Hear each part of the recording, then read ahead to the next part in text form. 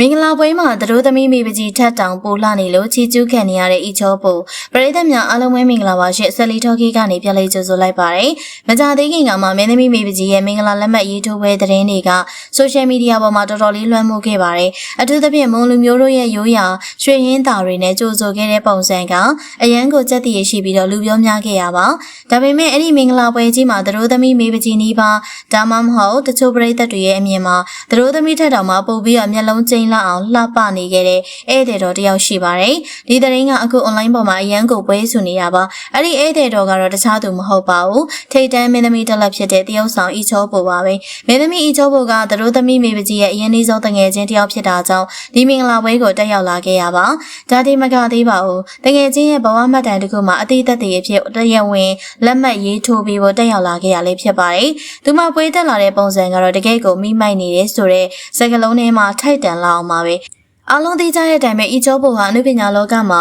မျက်နှာရောခန္ဓာကိုယ်အချိုးအစားပါလှပပြည့်စုံလုံးနဲ့မင်းသမီးတက်လက်ပါအခုအိမ်တောင်ကြပြီးတော့သမီးလေးတယောက်ရောက်လာတဲ့အခါမှာသူမရဲ့အလှတွေကပူပြီးတော့ရင့်ကျက်တည်ငြိမ်လာပြီးအိမ်တွေသိက္ခာနဲ့ပြည့်စုံတဲ့ထိတ်တန်းမင်းသမီးတယောက်ရဲ့အလှမျိုးဖြစ်လာပါတယ်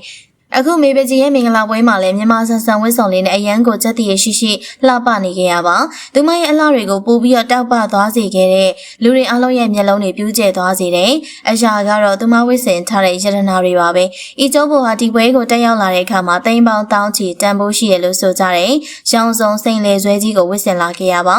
တချို့ကလည်းဒါဟာနဝရကိုဘာရတနာတွေစီချဲထားတဲ့တန်ဖိုးအကြီးဆုံးဝစ်စုံနဲ့လဲဆွဲဖြစ်တယ်လို့ဆိုကြတာပါဒါကလည်းမင်းသမီးအီချောဘိုရဲ့ကျွဲဝချမ်းသာမှုကိုပြသနေတာပါအောင်မြင်တဲ့စီးပွားရေးလုပ်ငန်းရှင်ကြီးတဦးဖြစ်တာကြောင့်အီချောဘိုကအခုဆိုရင်တကယ်ကိုကျွဲဝချမ်းသာတဲ့တတိမကြီးတဦးဖြစ်နေပါပြီဒီလိုမျိုးတန်ဖိုးကြီးရတနာတွေအပြင်းနဲ့စက်တည်ရှိရှိလှပနေရဲ့အီချောပိုရဲ့ပုံရိပ်တွေထွက်ပေါ်လာတဲ့အခါမှာပရိသတ်တွေကြားမှာလူပြောများနေပါတယ်။မင်းသမီးအီချောပိုကသတို့သမီးမိပကြီးရဲ့အရင်နှီးဆုံးတငယ်ချင်းတယောက်ဖြစ်တာကြောင့်ဒီမင်္ဂလာပွဲကိုတက်ရောက်လာခဲ့ရပါ။ပရိသတ်တွေတော်တော်များများကအီချောပိုကသတို့သမီးမိပကြီးထက်တောင်ပိုလာနေတယ်။ဧည့်သည်ကသတို့သမီးကိုလွှမ်းသွားတယ်ဆိုပြီးတော့ချီးကျူးပြောဆိုနေကြပါတယ်။ဒါဟာတကယ်ကိုဖြစ်တော့ဖြစ်ကန်အခြေအနေတစ်ခုပါပဲ။ဒါပေမဲ့ဒါကိုတခြားတစ်ဘက်ကကြည့်ရင်လေကိုယ့်ရဲ့အချစ်ဆုံးတငယ်ချင်းမင်္ဂလာပွဲမှာအသီးသက်တွေလောက်ရတဲ့သူတယောက်အနေနဲ့အကောင်ဆုံးအလှပဆုံးအခမ်းအနားဆုံးဝစ်ဆင်ပြီးတော့တငယ်ချင်းကိုဂုဏ်ပြုတာလို့လည်းရှုမြင်နိုင်ပါတယ်ပရိသတ်ကြီးတို့ရဲ့အမြင်ကရောဘယ်လိုရှိပါသလဲမင်္ဂလာပွဲတစ်ခုမှာဧည့်သည်တော်ကသတို့သမီးထက်ပို့ပြီးတော့ထင်ပေါ်ကြော်ကြားသွားတာ